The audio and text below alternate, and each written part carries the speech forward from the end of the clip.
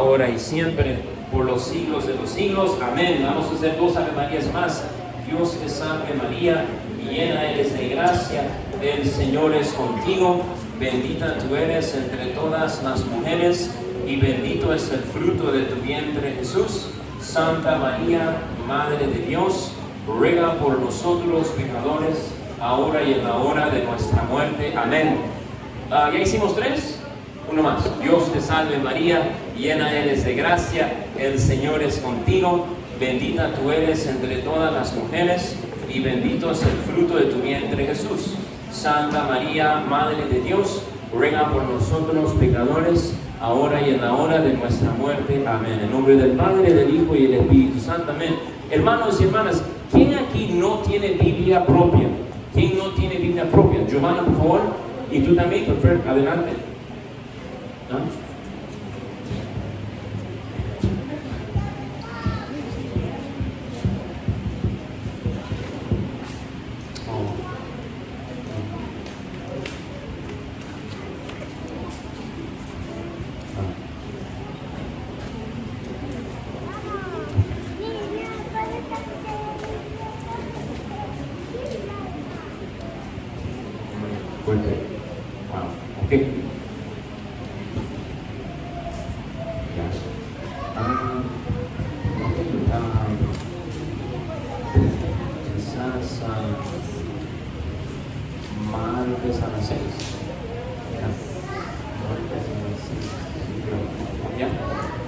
Ok, hermanos y hermanas, disculpen la demora. Ya muy bien, cada uno tiene su Biblia, muy bien, y aquí lo tienen ahora. ¿Alguna pregunta tendrán sobre la Biblia para poder profundizar y ver? Y bienvenidos a todos, es un gusto estar con ustedes y verlos. ¿Alguna pregunta que tendrán sobre la Biblia? Cualquier tema, y a ver si tenemos la respuesta. Si no, puedo prepararme para dárselo en la próxima, pero lo que yo puedo dar. Entonces, sí, por favor, Jennifer Dora, cuéntanos, por favor. ¿Y por qué no vienes acá para que te vean en la cámara y también te escuchan? Que estés en YouTube, están mirando en Australia. Hola, buenos días. Estaba leyendo ayer de San Juan, capítulo 1, el versículo 29, sobre el Cordero de Dios. ¿Qué nos quiere decir este Cordero de Dios? Muy bien. Ok, gracias. Juan capítulo 1, versículo... Juan capítulo 1, versículo Juan 29. Dice Juan 1, capítulo 29. Al día siguiente, ve a Jesús venir. Estamos hablando de Juan el Bautista. Juan el Bautista está bautizando, y Juan el Bautista tiene una misión. Juan el Bautista es el último profeta hasta que viene el Nuevo Testamento. Jesucristo es el Nuevo Testamento. Y Jesucristo es el novio. Jesucristo es el novio que se va a dar al pueblo de Dios, ¿verdad? Él va a ser el novio del pueblo de Dios. Por eso dice en Efesios, si ven conmigo, Efesios capítulo 5, vamos a leer Efesios capítulo 5. Vamos a ver si pueden venir a leer acá, Luis, o ¿quién quiere leer? ¿Dónde está? Jorge. Allá no puedes ver, ¿no? O Joana, o estás con todo eso, ¿no? O tú puedes. Ella lee muy bien, entonces vamos acá a pedir que ella lea. Si puedes leer Efesios capítulo 5 en el versículo 25.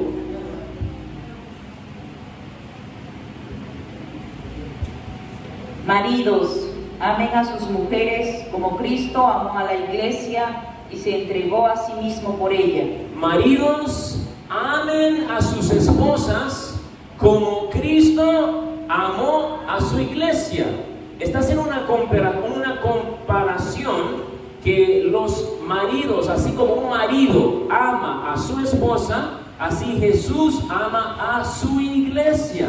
¿verdad? Y dice, amen esposos a su esposa como Cristo amó a su iglesia. Entonces, ¿quién es el novio? Jesús es el novio, ¿verdad?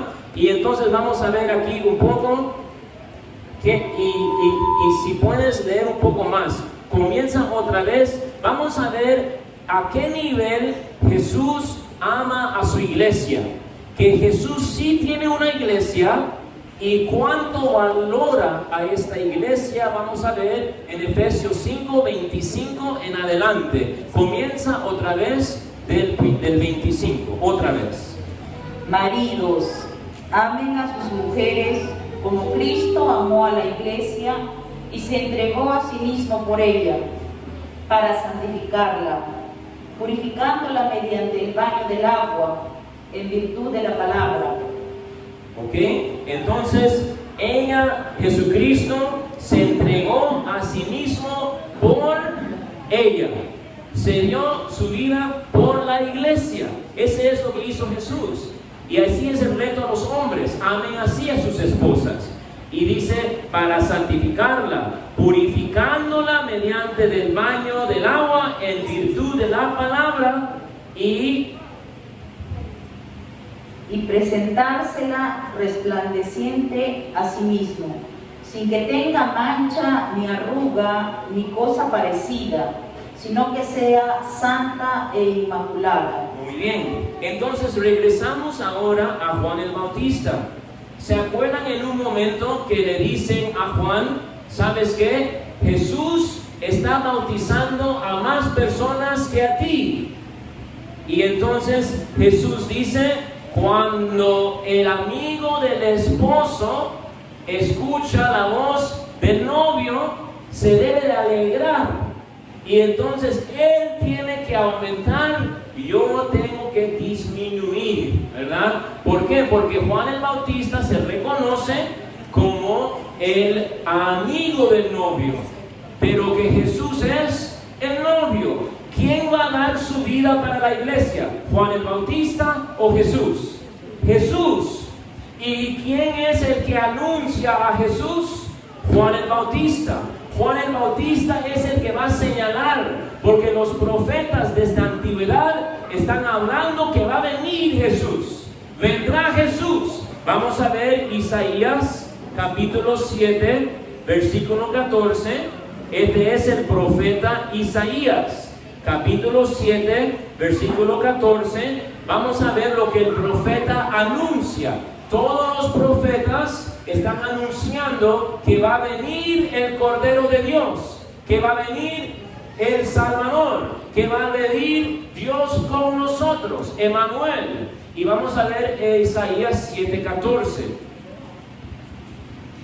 Pues bien, el Señor mismo va a darles una señal. El Señor mismo va a darles una señal. He aquí que una doncella está encinta. He aquí que una doncella, una virgen, está encinta. Una doncella era una mujer antes del matrimonio, una mujer que ya no ha sido tocada, una virgen. Y va a dar a luz un hijo. Y va a dar a luz un hijo. Y le pondrá por nombre Emmanuel. Y le pondrá por nombre Emmanuel. ¿Qué significa? Pero a ver. Bueno, vamos a ver en Mateo capítulo 1 qué significa Emmanuel. Si tú buscas Emmanuel, Mateo capítulo 1, versículo 23, ¿qué dice? Si puede leerlos. Estamos ahora en el Nuevo Testamento, Mateo capítulo 1, versículo 23. ¿Qué dice? ¿Qué recuerda? Recuerda, ved que la Virgen concebirá y dará a luz un hijo. La Virgen concebirá y dará a luz un hijo. ¿Se acuerda de Isaías 7:14? Está recordando las palabras del profeta. Y le pondrán por nombre Emmanuel. Le pondrán por nombre Emmanuel.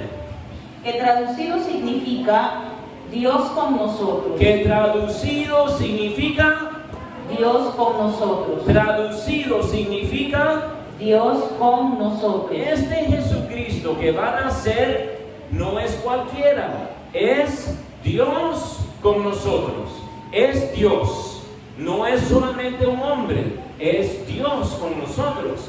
Entonces los profetas van anunciando poco a poco que va a venir Jesús, que va a venir el Cordero. Ahora, si se acuerdan, en Génesis capítulo 22, en Génesis capítulo 22, si tú ves Génesis capítulo 22, ¿se acuerdan que Dios le pide a Abraham que sacrifique a su hijo único, a Isaac, ¿verdad? Y mira lo que le dice el hijo Isaac, si puedes leer del versículo 6. Tomó Abraham la leña del holocausto, la cargó sobre su hijo Isaac, tomó en su mano el fuego y el cuchillo, y se fueron los dos juntos. Dijo Isaac a su padre Abraham: Padre, respondió. ¿Qué hay, hijo? ¿Qué hay, hijo? Aquí está el fuego y la leña, pero ¿dónde está el cordero para el holocausto? Ok, escuchen. Abraham le pone sobre su hijo Isaac la leña. Su hijo carga con su cruz, carga la leña. Y Abraham está ahí con el cuchillo y el fuego listo. Y después el hijo Isaac le pregunta a Abraham: ¿dónde está qué? ¿Qué le preguntó? ¿Dónde está qué? ¿Dónde está el cordero para el holocausto? ¿Dónde está el cordero? El cordero va a ser el sacrificio que se va a ofrecer a Dios. El cordero. Entonces el hijo no sabe que él es el sacrificio, ¿verdad? Y él le pregunta a su papá: ¿dónde está el cordero que se va a ofrecer? Y mira lo que le responde Abraham.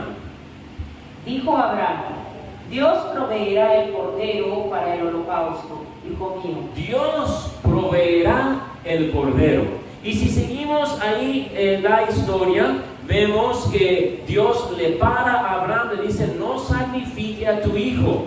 Y le hace una promesa, le dice aquí: por mí mismo juro, oráculo de Yahvé. Por mí mismo juro, oráculo de Yahvé, que por haber hecho esto, por no haberme negado tu hijo, tu único, por no haberme negado tu hijo único, yo te colmaré de bendiciones y acrecentaré muchísimo tu descendencia como las estrellas del cielo y como las arenas de la playa. Y se adueñará tu descendencia de la puerta de sus enemigos. Por tu descendencia se bendecirán todas las naciones de la tierra en pago de haber obedecido tú mi voz. Entonces él le bendice por haberle estado dispuesto a dar a su hijo único. Pero una pregunta: ¿Dios le permitió sacrificar su hijo único? No. ¿Por qué? Porque hay un padre que sí va a dar su hijo único. Vamos a ver Juan capítulo 3, versículo 16. El primero al llegar se gana un motocarguero, con todo incluido. Un motocarguero, hermanos. Juan 3, 16, que dice, por favor: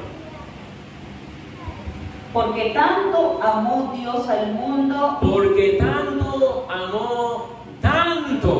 amó Dios al mundo. Tanto amó Dios al mundo, que dio a su hijo unigénito. Que dio a su hijo unigénito. Una locura que hablan de su hijo único, ¿verdad? Pues Dios Padre sí tanto ama a ti, tanto ama al mundo, que está dispuesto a dar su hijo único. ¿Para qué?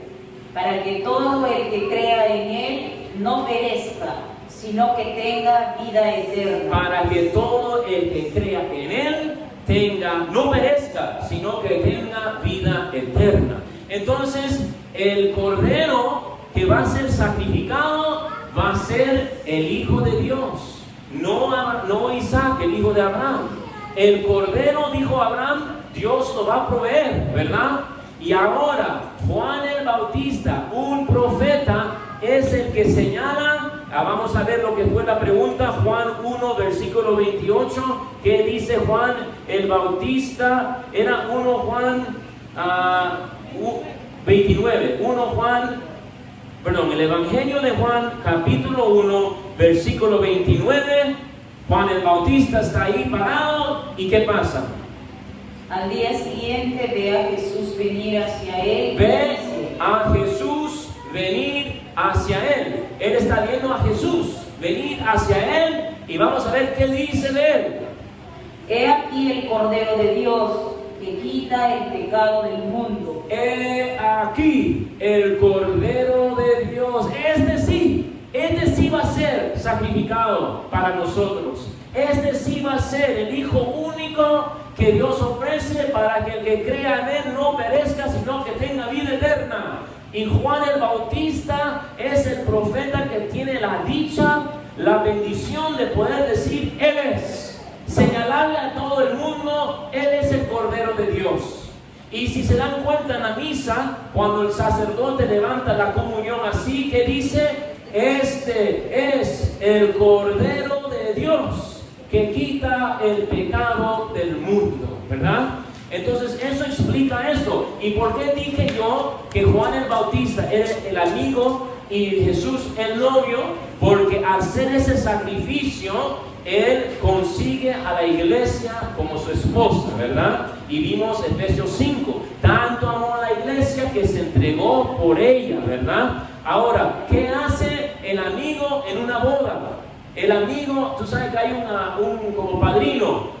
El padrino le entrega, o sea, le lleva al hombre, le presenta el novio a la novia. Acá está, hermano. El amigo no se casa con la novia, ¿verdad? Si no había violencia y muerte, ¿verdad? Sino que el amigo le entrega al novio a la novia. Y entonces eso hizo Juan el Bautista. Él es el hombre que da Jesús a la novia. Y él, por eso es que es el mayor profeta que todos, porque él da a Jesús. Y eso es lo que quería decir, este es el Cordero de Dios. Él tuvo la dicha de señalar y decir a todos, este sí es el Hijo único del Padre que va a ser un sacrificio para todos nosotros. Porque tanto amó Dios al mundo que entregó a su Hijo único para que el que crea en Él no perezca, sino que tenga vida eterna. Amén. ¿Te solucioné la pregunta? Muy bien, y muy buena pregunta, gracias. Y gracias, lees espectacularmente, ¿eh? Muy bien, excelente. Ok, ¿alguna otra pregunta? Sí. Pues ven acá para que te vean en Canadá, Australia, acá te están viendo en Nicaragua, en Lima, están viéndote en los Estados Unidos. Padre, ¿por qué desapareció el libro de Enoch? ¿Por qué desapareció el libro de Enoch en la Biblia? Ya, ok. Bueno, la pregunta es, ¿por qué desapareció el libro de Enoch en la Biblia?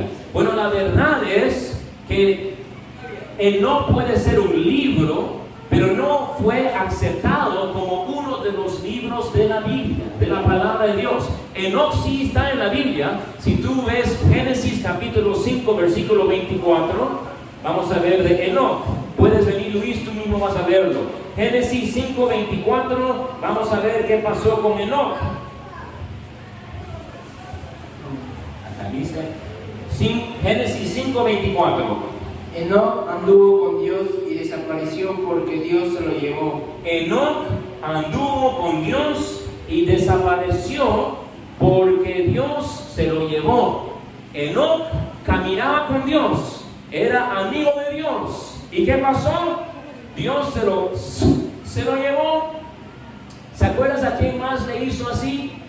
A Elías, en carrozas de fuego, se lo llevó para el cielo.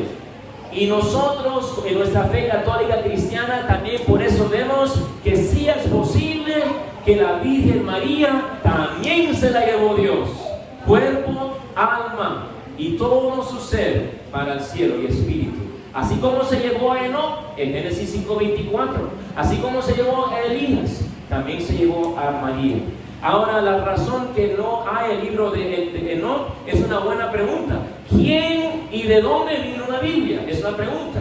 O sea, la Biblia la palabra Biblia significa biblioteca, una biblioteca. No es solo un libro, sino que son varios libros juntos. ¿Y quién agarró todos los libros y decir, este es palabra de Dios?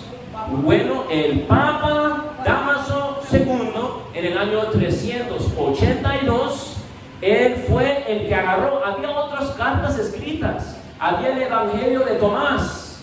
El Evangelio de Tomás decía que Jesús agarró un poco de lodo, hizo un ave y se hizo volar. También dice que creo que mató a un chavalo por haberle dicho una cosa, tuvo bronca y le mató al chico, ¿verdad? Hay diferentes evangelios escritos, hay cartas de San Juan Crisóstomo, cartas de otros, Clemente, del Papa Clemente, pero ¿por qué estos son palabra de Dios?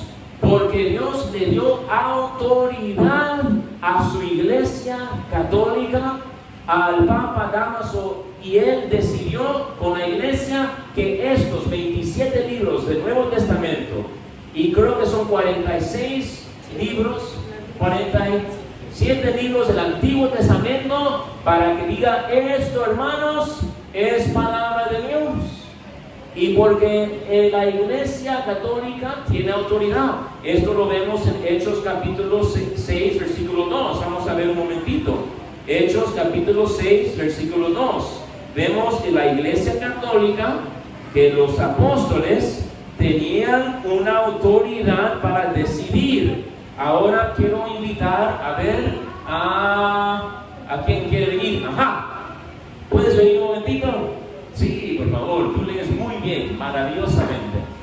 Vamos a leer Hechos capítulo 6, versículo 1 en adelante. Acá sí. Por aquellos días, al multiplicarse los discípulos, Ok, más despacio para que te escuchen bien. Otra vez, el comienzo. por aquellos días, al multiplicarse los discípulos, hubo quejas de los helenistas contra los hebreos. Ok, había un problema. Se habían multiplicado los discípulos, gloria a Dios, pero ocurre un problema. El problema que tenían los helenistas contra los hebreos, ¿por qué? Porque sus viudas eran desatendidas en la asistencia diaria. Entonces ocurre que estas viudas fueron desatendidas en la asistencia diaria. Ocurre un problema.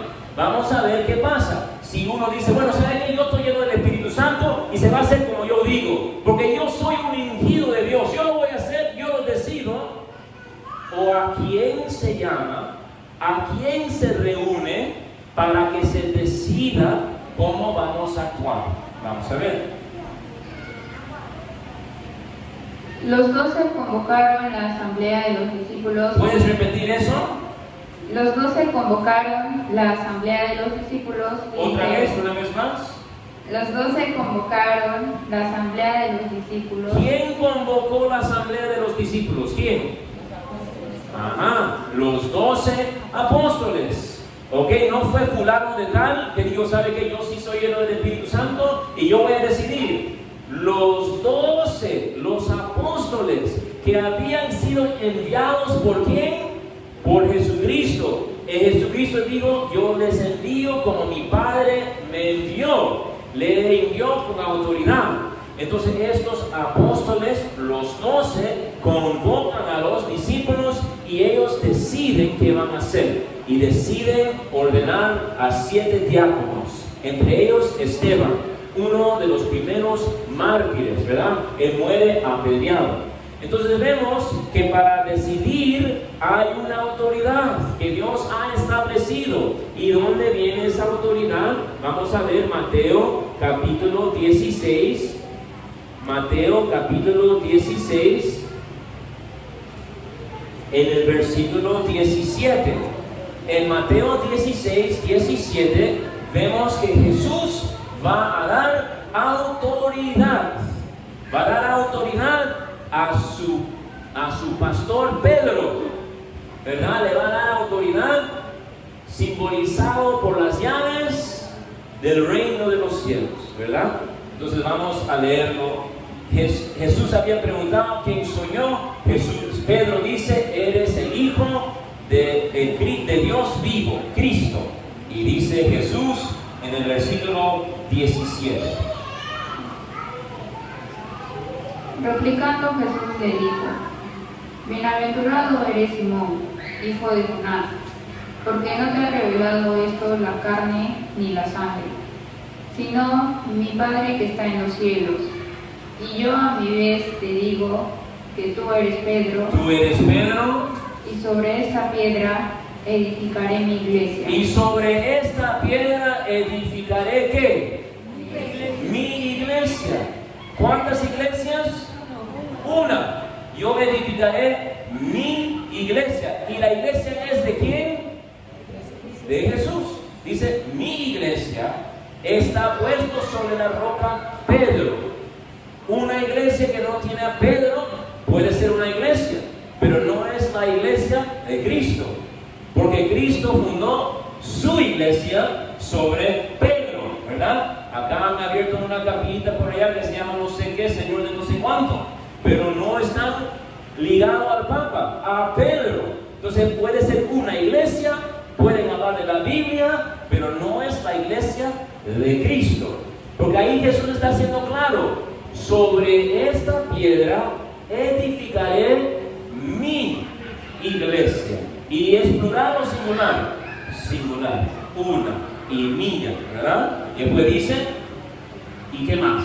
Y las puertas de Vamos a ver, ella va a leer ahorita, vamos a ver. Ustedes saben que los mormones y también los adventistas dicen que en un momento la iglesia católica se hizo ñicas, que con Constantino se adulteró, se fundó Babilonia, la prostituta de Babilonia, que la iglesia, pero menos mal que Joseph Smith apareció en los Estados Unidos, él fundó la iglesia verdadera, listo. Y los adventistas, menos mal, Michael Miller, Michael Miller, y él había profetizado el fin del mundo 2 o 3 veces, y por eso se llaman adventistas, porque ya decía que venía el fin del mundo. Predijo el primero, no pasó. Predijo el segundo, no pasó. Predijo el tercero, no pasó, hasta que muere el tío. Y ahí uno piensa, terminó pues adventista. No, sale, ¿cómo se llama esta señora? Elena White. Y ella como resucita todas las enseñanzas de Michael Miller y queda con vigencia la iglesia adventista. Pero todas estas iglesias dicen que la iglesia católica en un momento se hizo ñicas, se hizo añicos. Vamos a ver, ella va a leer si eso es verdad o no es verdad. Sigue leyendo aquí. Comienza otra vez. Y yo a mi vez te digo. Y yo a mi vez te digo que tú eres Pedro, y sobre esta piedra edificaré mi iglesia. Tú eres Pedro, sobre esta piedra yo edificaré mi iglesia. Y las puertas del abismo no podrán vencerlo. Y las puertas del abismo, ¿puedes repetir? No podrán vencerlo. Otra vez. Y las puertas del abismo no podrán vencerlo. ¿Podrán vencerla? No. ¿Podrán vencerla? No podrán vencerla. Aquí Jesús dice, no dice, hermanos, la iglesia va a estar un rato y después va a ser vencida. Pero no se preocupen, vendrá Joseph Smith. Ningún lugar dice eso. Dice, no podrán vencerla. Punto. Y por eso es que estamos aquí hasta ahora. Y la iglesia sigue con vida, ¿verdad? No podrán vencerla. ¿Y qué más dice? A ti te daré las llaves del reino de los cielos. A ti te daré las llaves del reino de los cielos. ¿Qué significa tener las llaves? Tener tener la autoridad, ¿verdad? El que puede abrir o cerrar, el que puede llevar el carro donde Él quiere, porque Él tiene las llaves. Le está dando autoridad. Y lo que ates en la tierra quedará atado en los cielos, y lo que desates en la tierra quedará desatado en los cielos. Entonces, tanto es su autoridad que lo que ates en la tierra quedará atado en el cielo, y lo que sueltes en la tierra quedará suelto en la tierra, en el cielo. Entonces, este Papa, esta iglesia que tiene esa autoridad, fue el que dijo: esto es palabra de Dios. Y por eso es que el no está en la Biblia, porque guiado por el Espíritu Santo se escogió estos libros como inspirados por Dios, pero a través de la autoridad del Papa, de los apóstoles que vienen en sucesión, y el Papa Dámaso en 382 es el que lo decidió. Aquí quiero marcar un punto. Muchos protestantes dicen que la Iglesia Católica fue una invención de Constantino en el año 313, y que después de eso la Iglesia se hizo prostituir, se adulteró, se metió todo el paganismo y se hizo algo que no era la Iglesia de Cristo. Aparte de que eso es falso, digamos que fuese verdad, digamos que los protestantes tienen razón, entonces se fregaron. ¿Saben por qué se fregaron?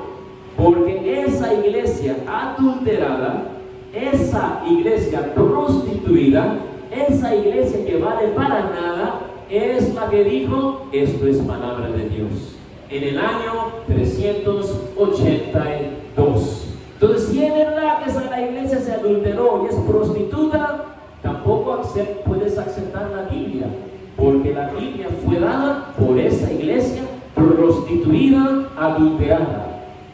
Pero si tú aceptas la Biblia como palabra de Dios, tienes que decir: fue una iglesia no adulterada, sino la iglesia de Cristo que dio la palabra de Dios.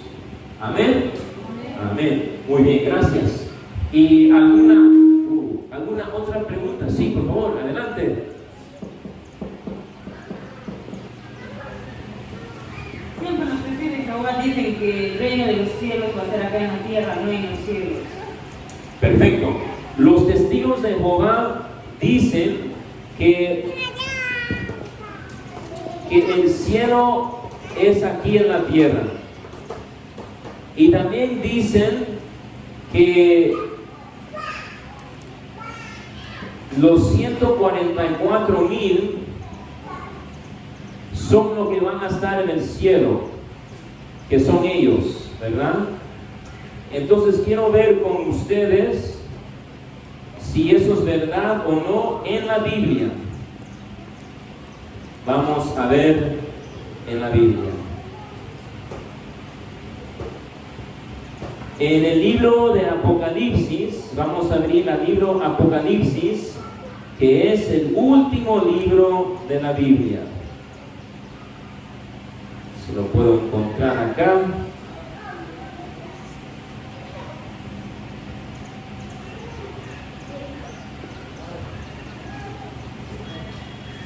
Vamos a ver si me ayuda.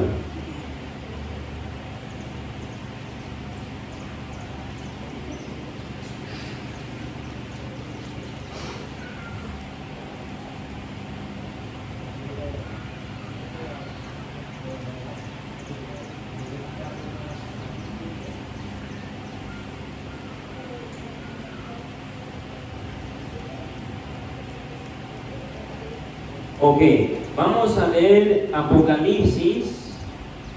En Apocalipsis, capítulo... Ok, aquí quiero recomendar este libro que se llama Diálogo con los Protestantes. Este es un libro excelente, ¿ya? Y yo ahorita me estoy apoyando en este libro para, dice, según los testigos de Jehová, solamente 144,000 irán al cielo, ¿verdad? Nosotros aquí en la tierra con nuestra yuca, pero rica la yuca, ¿ya? Los demás, aunque se porten bien, se quedarán a gozar en la tierra. Todo esto es falso, ¿verdad? En realidad lo que encontramos en Apocalipsis 7, vamos a leer Apocalipsis 7, versículo 4 a 8. Apocalipsis 7, versículo 4 a 8. ¿Puedes venir, Consuelo, a leer?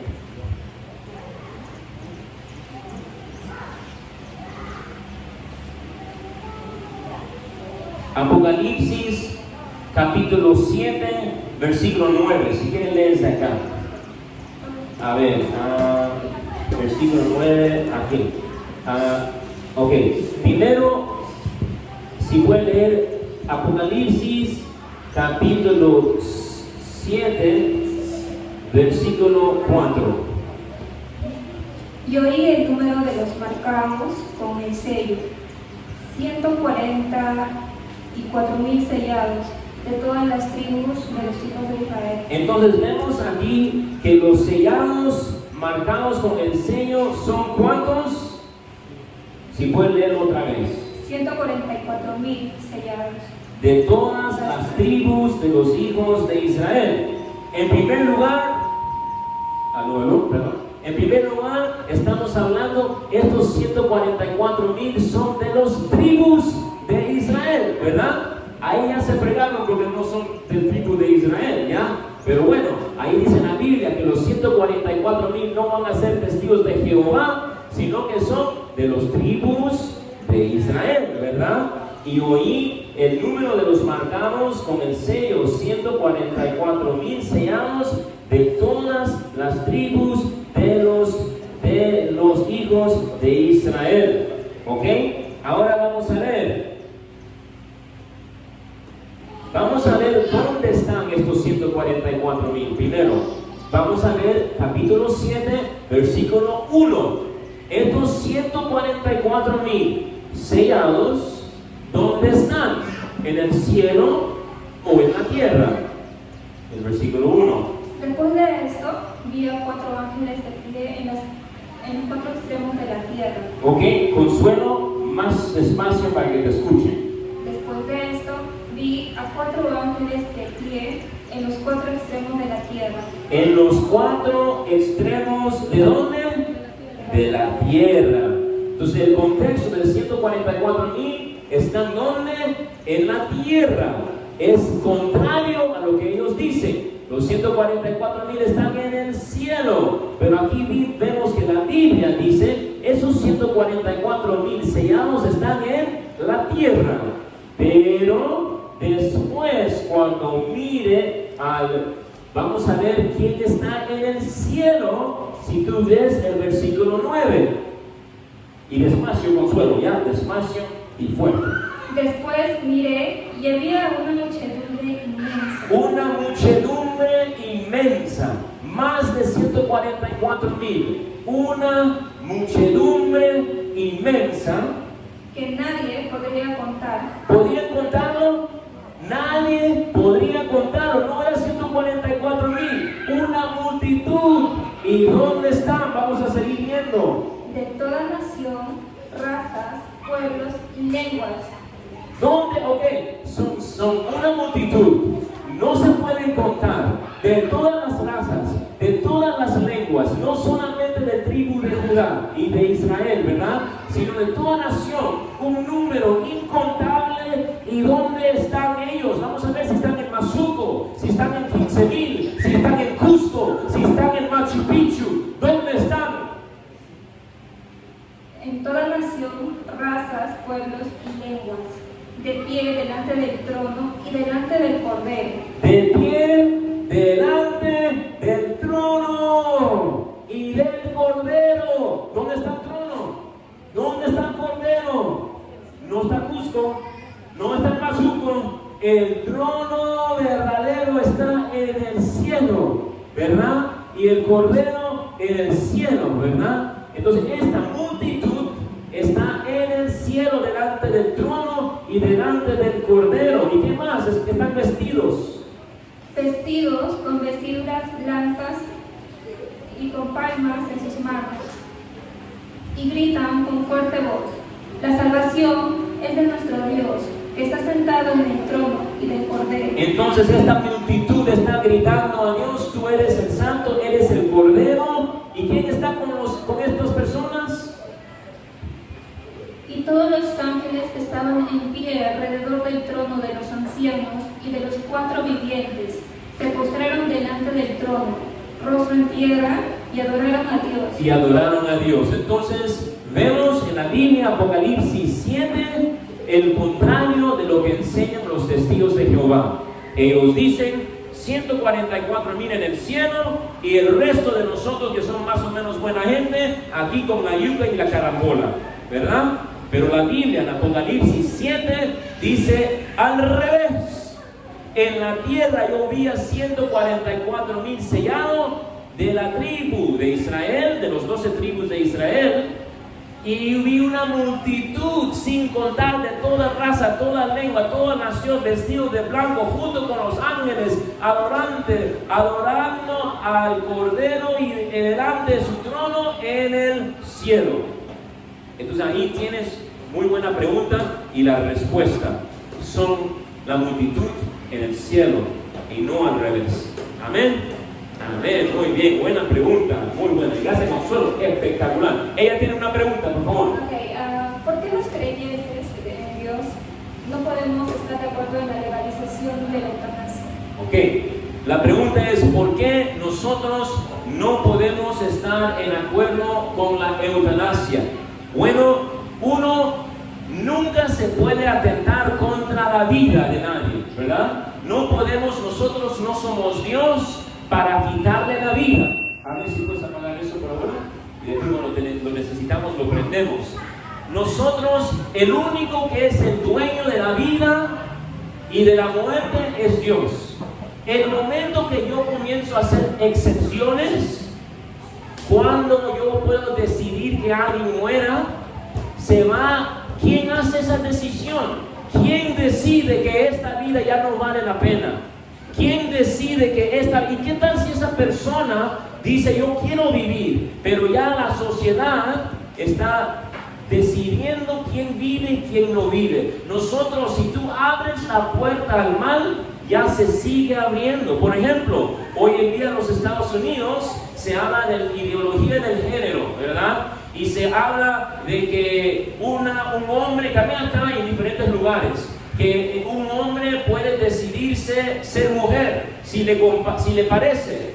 Ya no importa la psicología, no importa la neurociencia, no importa la biología, no importa el ADN, solo importa lo que se autopercibe la persona, ¿verdad? Y como se autopercibe como una mujer, es una mujer.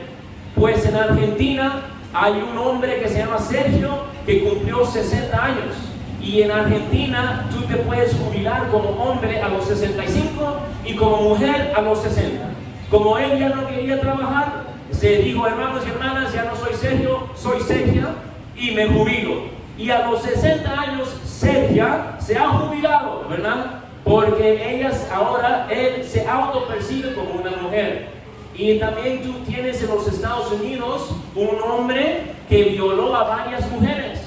Y cuando le agarraron a policía, le dijeron a él que te vamos a hacer el juicio. Y él dice: pero hermanos, por si acaso, yo soy mujer, me autopercibo como una mujer. Le tuvieron que denunciar como una mujer y no como un hombre. Y no sé en qué país, se me olvida el país, si es Estados Unidos, Australia o Canadá, no me acuerdo ahorita. Pero el punto es que le mandaron a un penal de mujeres. Y adivina qué pasó en el penal. Violó a más mujeres. Entonces vamos a un extremo. En Australia hay un hombre de más o menos 50 y pico de años que ahora se autopercibe como una niña de 6 años. Y él ahora es una niña de 6 años adoptado por padres y en su salón está con otro de 6 años, mientras él tiene 50 y pico años y tiene como 4 hijos.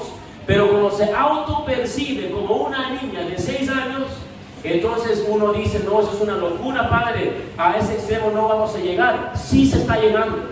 sí se ha llegado y hay los datos que están llegando. Porque cuando tú abres un poco la puerta mal y tú vienes a negar la verdad, ya no hay límites, sigue y sigue y sigue. Hay algunos países que están empujando para que se pueda tener necrofilia, tener relaciones con los muertos. Hay una señora en no sé qué país que ella se siente que ella está casada con una estación de tren y ella afirme que tiene relaciones con ese edificio de tren en su mente y en su corazón. Entonces, cuando regresamos a tu pregunta de que ¿por qué no la eutanasia? Porque la vida es sagrada y porque no podemos decidir nosotros como seres humanos cuándo debe o no una vida vivir. Ni uno mismo estás en las manos de Dios. Y entonces desde la concepción hasta la muerte natural, tu vida no pertenece a ti, que pertenece al que te lo dio, el Señor. Y nadie puede tocar esa vida, porque la vida es sagrada. Y el momento que tú comienzas a hacer excepciones, por ejemplo, la iglesia protestante nunca se había permitido el aborto, nunca se había permitido anticonceptivos, hasta en el año, creo que 1930, cuando hicieron la excepción en caso de violación, ¿verdad? Y al hacer esa excepción, ahora no hay ninguna iglesia protestante que prohíbe los anticonceptivos. Esa fue la puerta que abrió para que el mal inunda este lugar. Entonces no podemos hacer excepciones con la vida, ¿verdad? Y además te vamos a hablar, ¿por qué no también? Porque vas a hacer un daño a esa persona. ¿Por qué? Vamos a leer, Consuelo, si puede venir conmigo, 1 Corintios capítulo 3. 1 Corintios capítulo 3, versículo 1 Corintios capítulo 3 nos dice qué pasa cuando morimos. 1 Corintios capítulo 3 en el versículo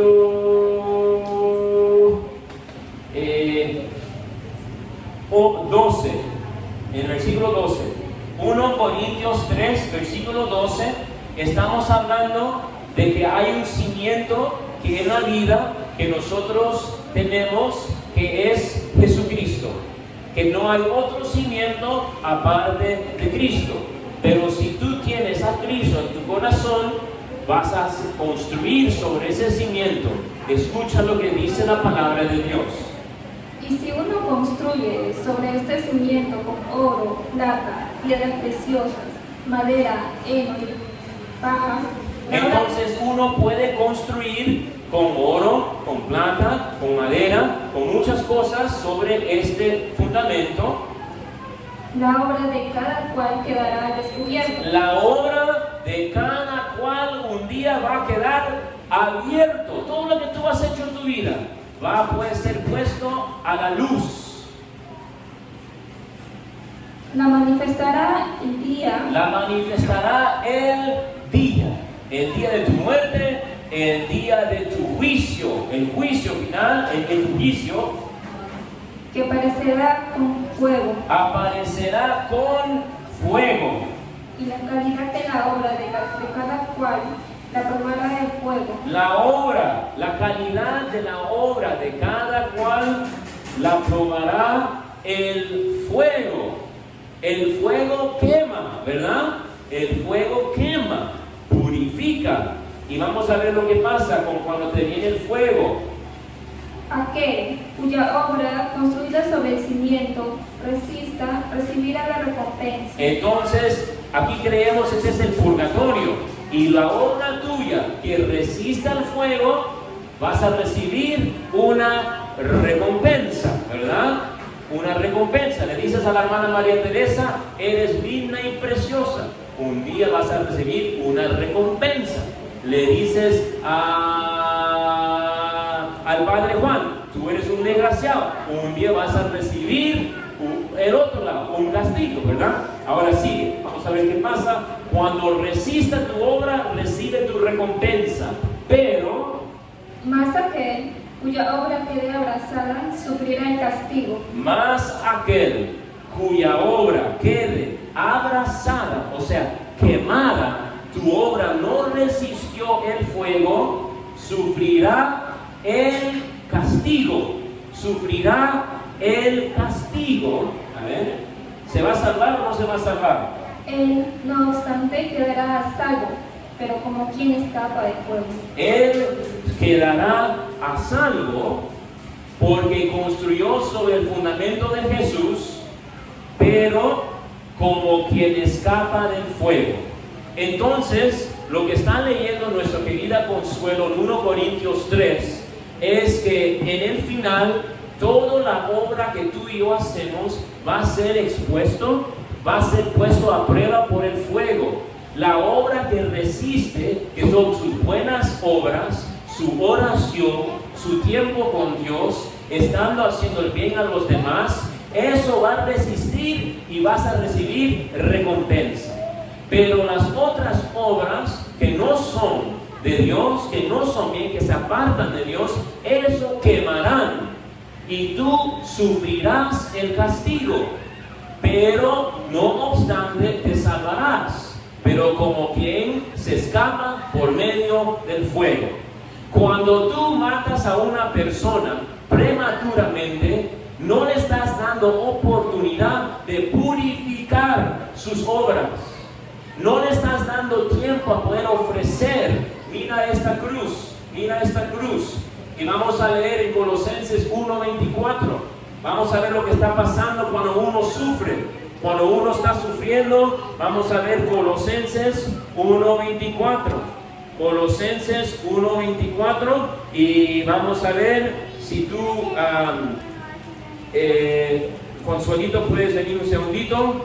Colosenses capítulo 1, en el versículo 24, que dice, y léelo así: ahora me alegro. Acá.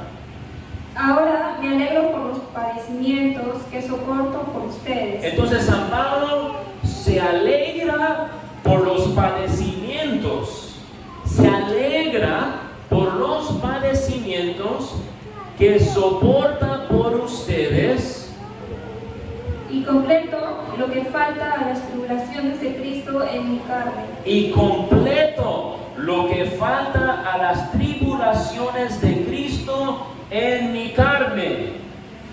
En favor de su cuerpo, que es la iglesia. En favor de su cuerpo, que es la iglesia. Entonces, ahora dice San Pablo, yo me alegro por los padecimientos que soporto por ustedes y completo lo que falta a las tribulaciones de Cristo en mi carne, en favor de su cuerpo, que es la iglesia.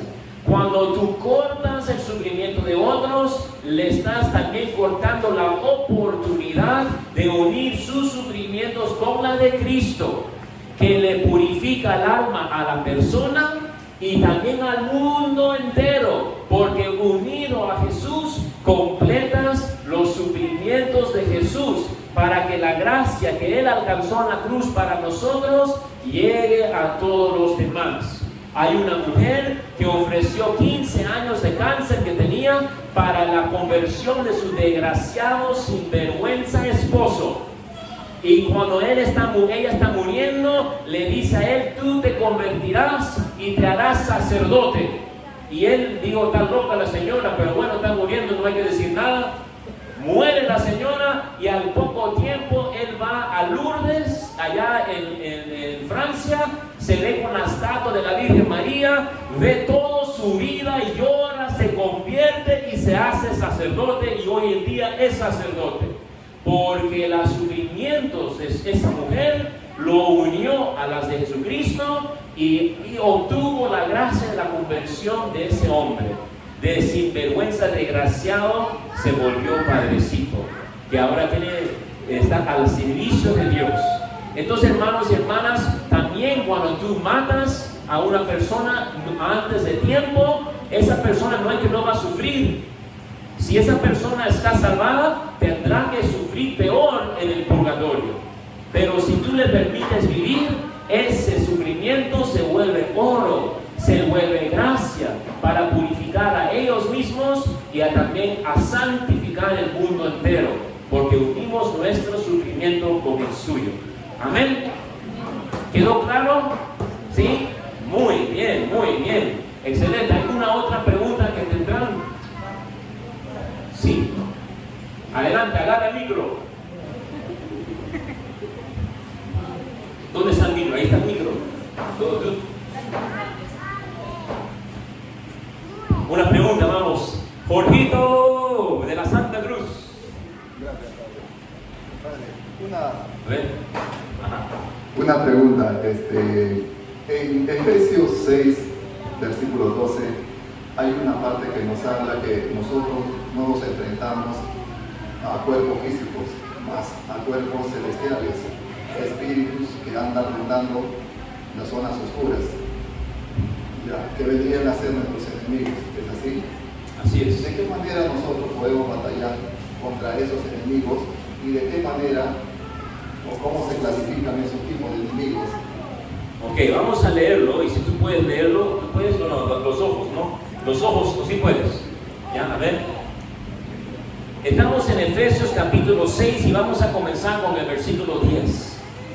Efesios capítulo 6, versículo, vamos a comenzar con el 10. ¿Ya? Yo te agarro aquí la luz. Acá. Ahí está. El combate espiritual.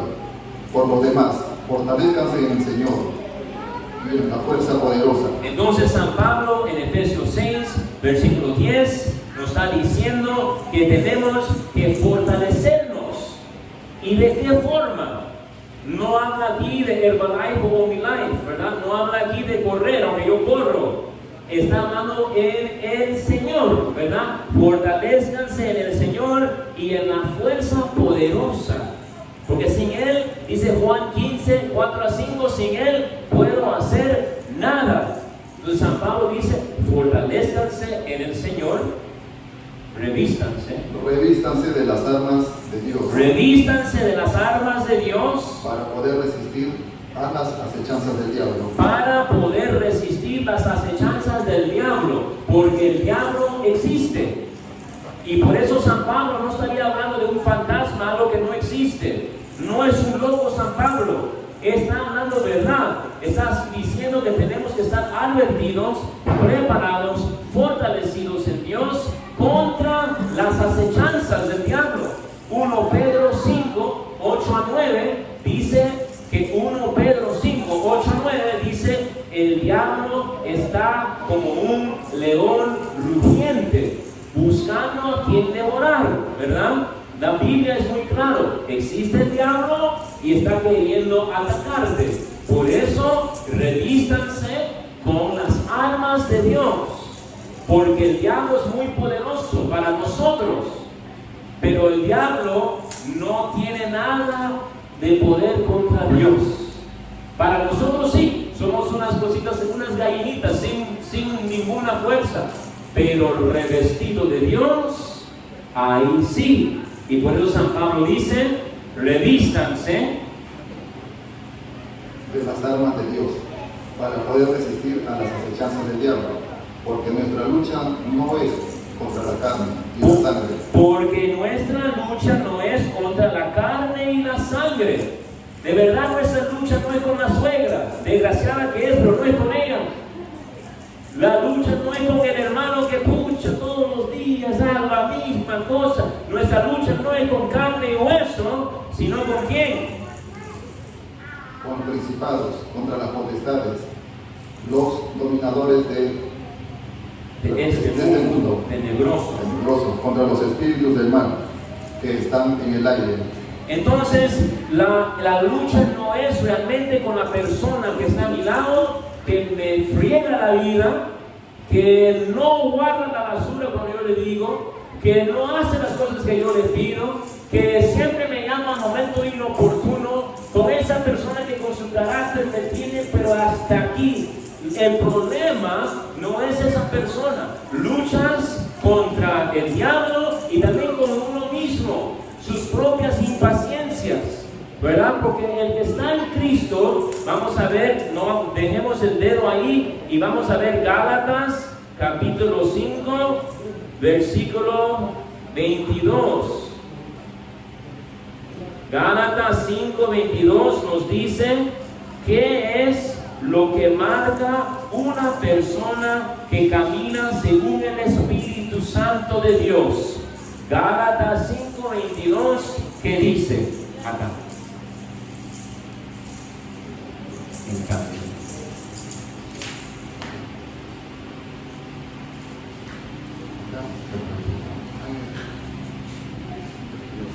En cambio, el fruto del Espíritu de Dios, El fruto del Espíritu es amor, alegría, paz, paciencia, bondad, fidelidad,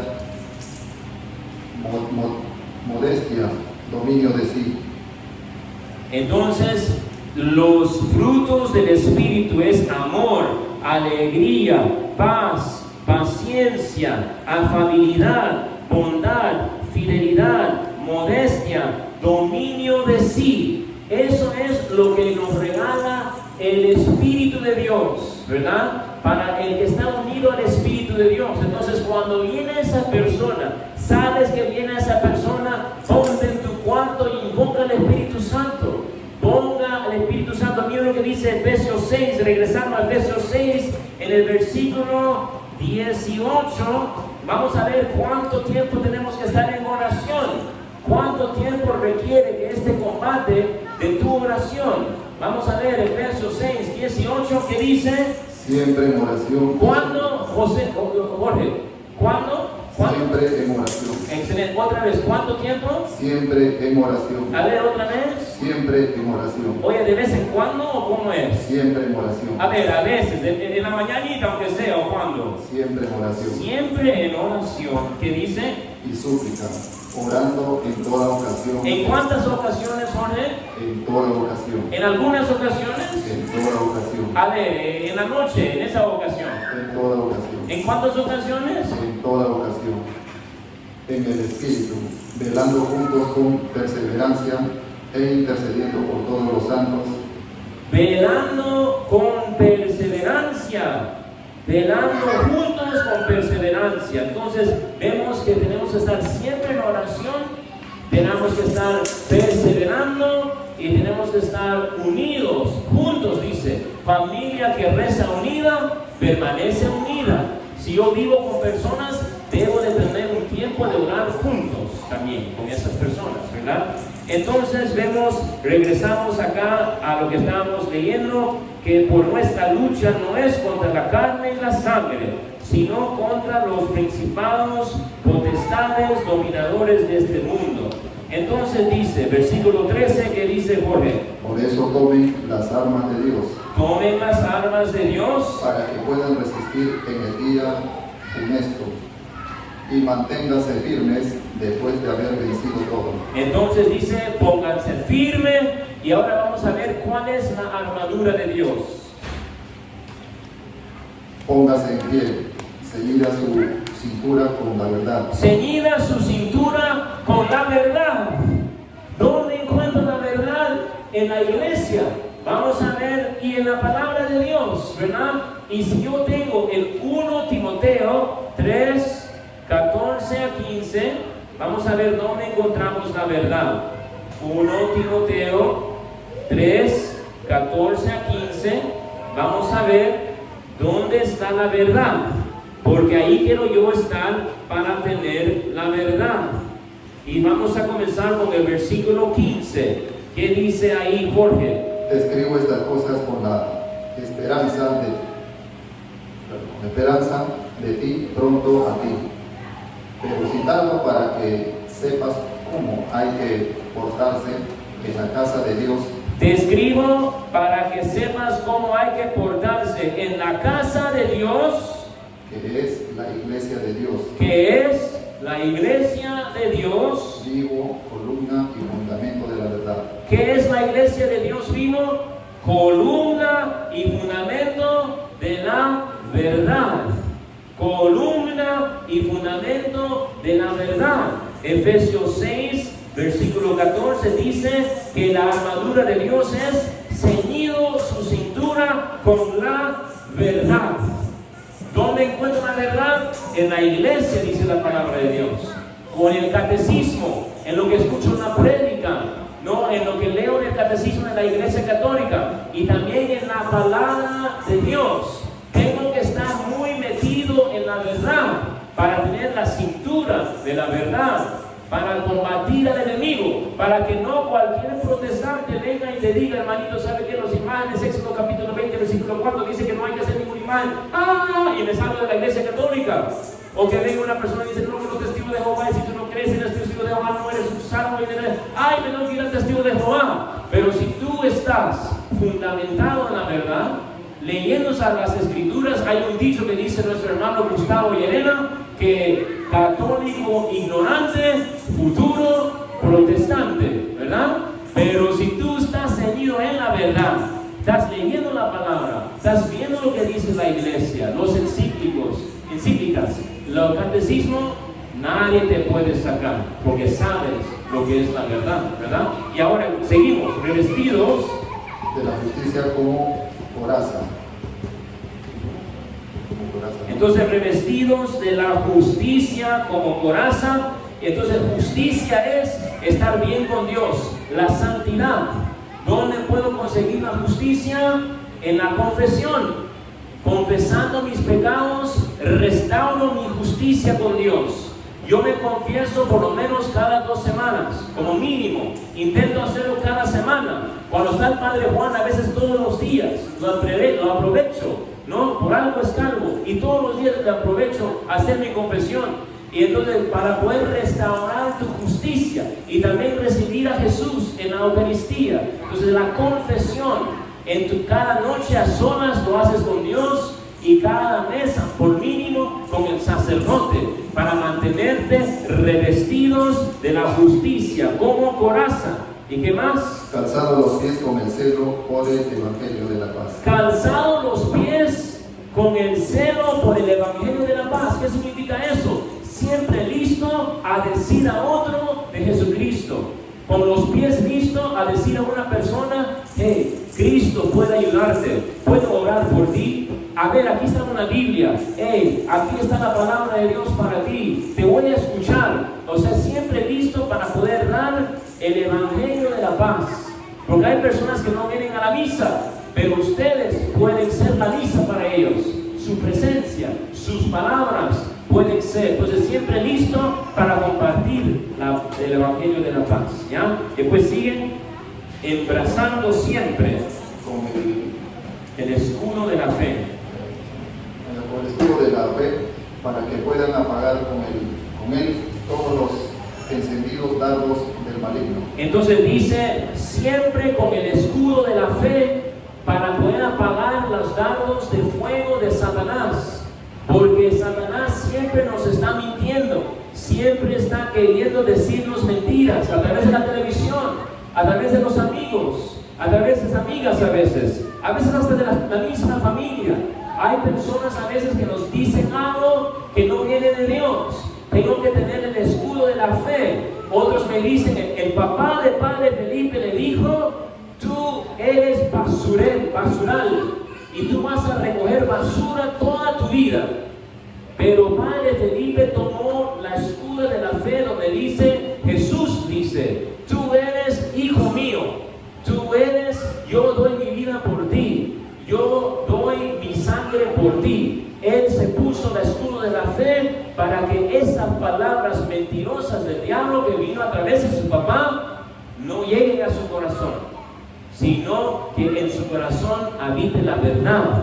Porque siempre hay palabras que nos vienen que no son de Dios, ¿verdad? Imagínate, tú ves en las películas quién son los hombres, pues los que son bien fuertes, el que se acuesta con cada chica, tú, vamos, ¿verdad? ¿Y quién es la mujer verdadera? La que nunca come nada y que tiene una figura pero increíble. Pero son mentiras que dicen, no vales si no tienes ese cuerpo, no vales si no eres así acostándote con cada mujer cada día. Mentiras. Tú tienes valor porque Jesucristo dio su vida por ti, porque Él vio en ti tanto valor y tanto precioso, tan precioso en Él, que no dudó en dar su vida por ti. Eso es la verdad. Y eso es el escudo de la fe. Repetir la verdad, repetir la palabra de Dios para que no lleguen los dardos del enemigo. Amén. Amén. Y seguimos. Mira que rico está el verso 6.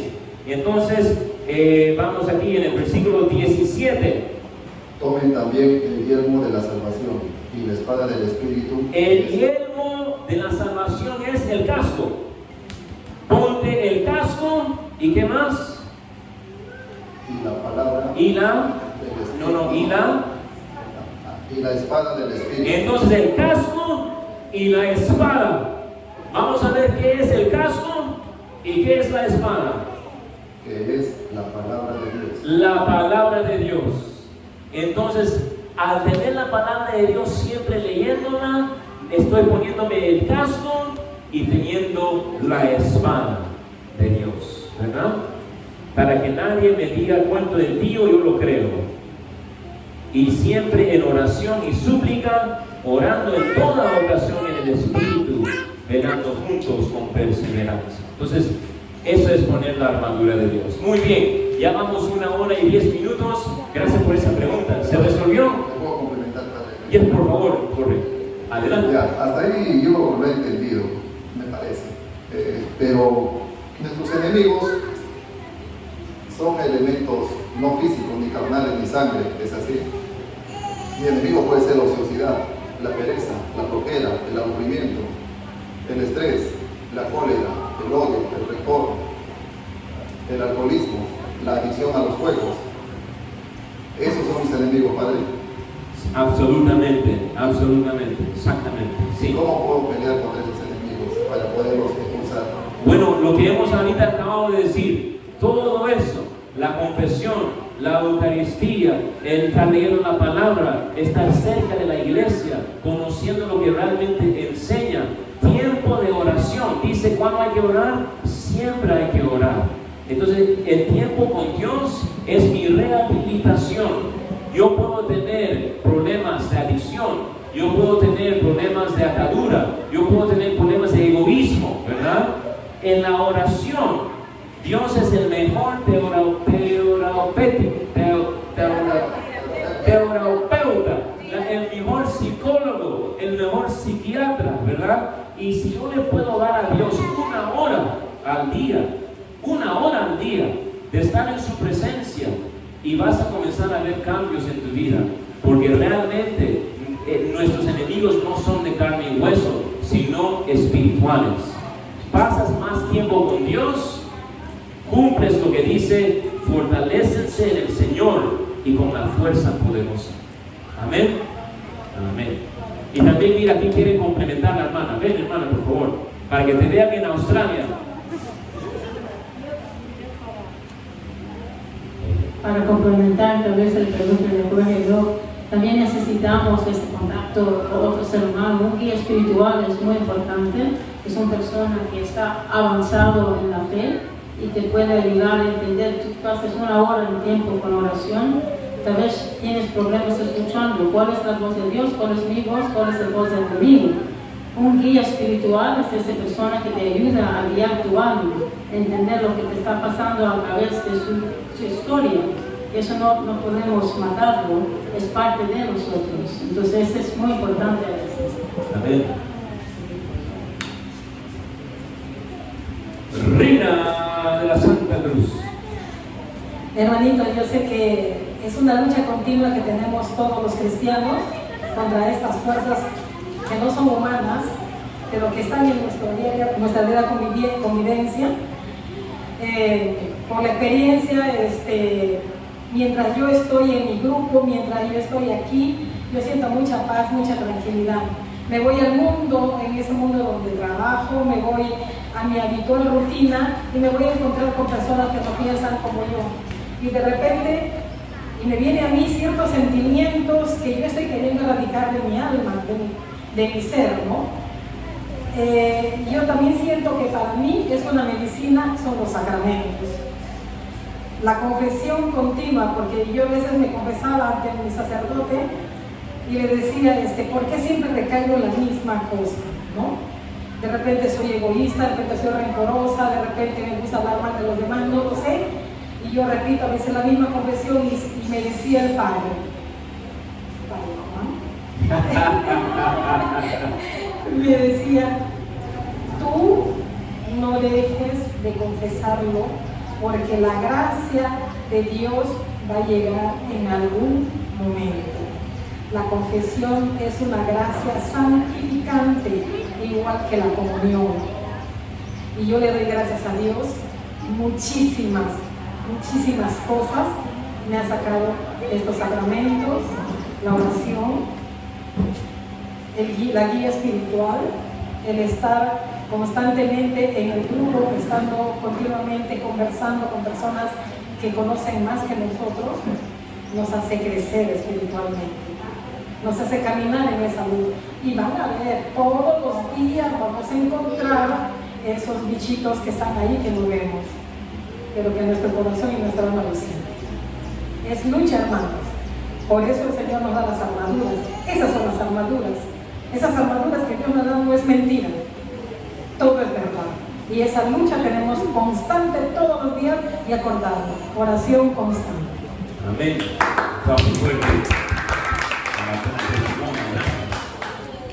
Muy bien.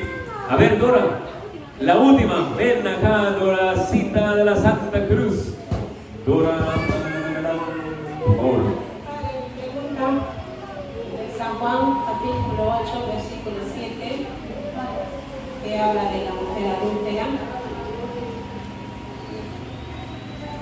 Juan 8:7, ¿verdad? Habla de la mujer adúltera. Y pones tu pregunta, exactamente. Porque él dice que le tire la piedra, no ha pecado algún día, ¿no? Eso que entender. Ok, perfecto. Vamos a leer Juan 8, versículo 7. Dice en esta palabra. Vamos a retroceder y vamos a ver lo que está pasando acá. En el capítulo 8 de Juan dice, los escribas están en el templo, ¿verdad? Y los escribas y fariseos le llevan a Jesús una mujer sorprendida en adulterio. La ponen en medio y le dicen, maestro, esta mujer ha sido sorprendida en flagrante adulterio. Moisés nos mandó en la ley apedrear a estas mujeres. Primer punto, la ley de Moisés dice hay que apedrear a la mujer adúltera, ¿verdad? Si está encontrado en adulterio, hay que apedrearla. Es la ley de Moisés. Y están diciéndole a Jesús, que supuestamente es judío y supuestamente es un judío fiel a la ley. Entonces está diciéndole a él en el templo, en público, donde todo el mundo le está mirando, aquí hay una mujer adúltera y la ley dice que hay que apedrearla por haber sido adúltera. Y entonces dice, ¿tú qué dices? Entonces esto lo decían para tentarle, dicen, para tener de qué acusarle. Entonces esto lo decían para tentarle. ¿Por qué? Porque si él dice no hay que apedrearla, dicen, este no puede ser el Mesías, este no puede ser porque está yendo en contra de la ley. ¿Ves? Que este no es el que dice. Él dice, soy el Mesías, el enviado judío que voy a salvar al mundo, pero mira, contradice la ley y un salvador nunca va a poder ir contra la ley. Entonces si él dice no la apedrean, está mal. Pero si él dice vamos, hay que cumplir la ley, agarran su piedra y vamos. Entonces ¿qué pasa? Con los judíos chévere, pero ahora los romanos dicen no es permitido matar. Solamente los romanos tenían la habilidad de matar a alguien por ley. Tú como judío no podías poner a muerte a una persona. Eso era el problema con Jesús. Los judíos querían matarle, pero no tenían la potestad y tuvieron que ir a Poncio Pilato, que era romano, para decirle, por favor, ponle a muerte a Jesús. Porque en su ley no podían, era prohibido. Entonces, si Jesús dice, hay que cumplir la ley, cumple con los judíos, pero va contra los romanos, y los romanos le van a matar a Jesús, y no salimos del asunto. Gloria a Dios. Si dice sí, está fregado. Si dice no, está fregado. Ahora sí que le tenemos a Jesús. Ahora le tenemos la trampa perfecta a Jesús. Pero Jesús, siendo el Salvador, el sabio, dice la palabra para poder salir y a la misma vez enseñar, como siempre hace. Porque no era su hora para morir todavía. Y dice, pero Jesús, inclinándose, se puso a escribir con el dedo en la tierra, pero como ellos insistían en preguntarle, se incorporó y les dijo, aquel de ustedes que esté sin pecado, que le arroje la primera piedra.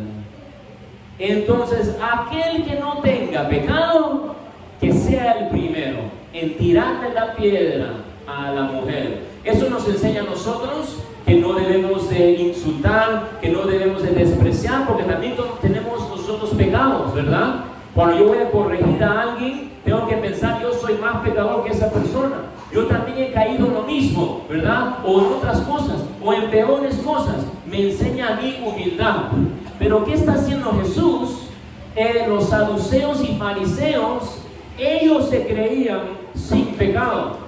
Se creían que por cumplir la ley, por lavar las manos, eran sin pecado. Pero si ellos agarran la piedra y comienzan a apedrearla porque creen que son sin pecado, ahí Jesús va a preguntarle, ¿tú piensas que están sin pecado? No están sin pecado. O sea, sí, wow, ustedes son una buena persona. Vamos a tomar un pausa de 10 segundos, ¿ya? Para tomar un poquito de eso. Gracias. El Bio Aloe, lo recomiendo para todos los que están ahí.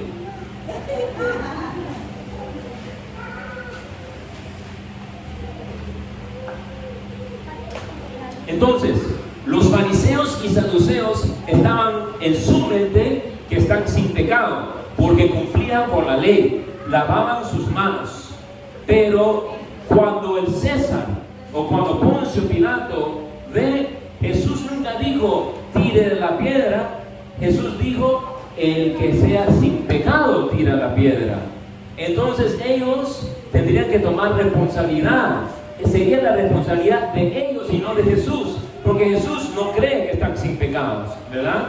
Ellos estarían tomando la piedra y estarían tirándole a la mujer samaritana, a la mujer que le causó, estaba en adulterio, y entonces el problema no caería sobre Jesús, el problema caería sobre los saduceos y fariseos. Pero ahora estaban ellos en problemas, porque si no agarran y tiran la piedra, están admitiendo que tienen pecado. Porque dijo Jesús, el que no tenga pecado, sea el primero en tirar la piedra. Entonces, si ellos agarran la piedra y la tiran, la culpa va a caer sobre ellos. Pero si no agarran la piedra, admiten que son pecadores, admiten que también tienen pecados. Y mira lo que pasó. Él, inclinándose de nuevo, escribía en la tierra. Ellos, al oír estas palabras, se iban retirando, uno tras otro, comenzando por los más viejos.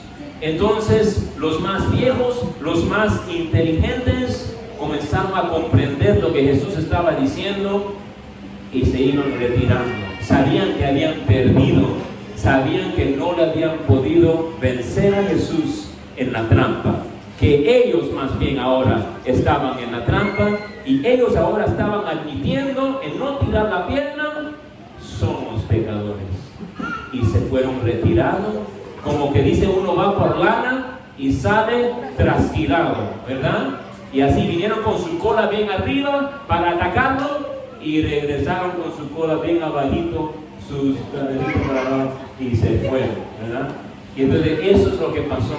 Y después mira, incorporándose Se quedó solo Jesús con una mujer que seguía con miedo, la señora, en medio de ellos. Incorporándose Jesús le dijo: mujer, ¿dónde están? ¿Nadie te ha condenado? Ella respondió: nadie, Jesús. Nadie, Señor. Jesús le dijo: tampoco yo te condeno. Tampoco yo te condeno. Qué lindas palabras. Una mujer que fue encontrada en adulterio, nosotros encontramos en el pecado nuestro, y Jesús con amor te dice: yo tampoco te condeno. No vine para condenarte, vine para salvarte, vine para perdonarte, vine para darte una nueva vida. Y le dice: tampoco yo te condeno, vete y en adelante no peque más. Y ahí me gusta mucho porque, como dice Padre Lucas, en el alfabeto, en la B y la C están muy cerca. B de bueno y C de co. No voy a decir la otra palabra, no, para que no me... ¿ya? B de bueno y C de... ya saben, Jesús es bueno, pero tampoco es... puede estar cerca del alfabeto, pero no es lo mismo. Por eso le dice a la señora: vete y peca cuando tú quieras. Haz lo que tú quieras. Yo te perdono, ahora puedes hacer lo que tú quieras. No. Le ama, le perdona, pero también le invita: ya no peques más. Y hay tanta riqueza en esta lectura, ¿no? Muchas gracias por esa linda pregunta. Muy bien. Y seguimos leyendo, ¿ya? Amén. Bendito sea el Señor. Excelente. Entonces, si no hay ninguna pregunta más para esta vez, para la próxima, les invito a seguir leyendo la Biblia, resaltando. Y si hay alguna pregunta, lo traen el domingo y lo resolvemos lo mejor que podamos, ¿ya? Amén. ¿Está bien? ¿Ha estado bien este día? Sí. Amén. Gloria a Dios. Bendito sea. Un aplauso al Señor.